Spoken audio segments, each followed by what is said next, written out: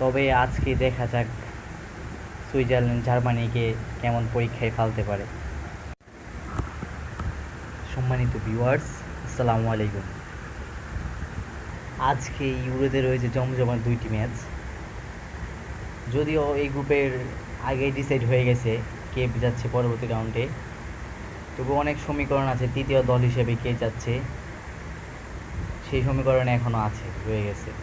কারণ আমরা জানি যে এই গ্রুপ থেকে দুইটি দল অলরেডি সেকেন্ড রাউন্ডে চলে গেছে, জার্মানি এবং সুইজারল্যান্ড। আর গ্রুপের বাকি দুই দল হাঙ্গেরি ও স্কটল্যান্ড আজকে মুখোমুখি হবে। তারা রাত 1টায়।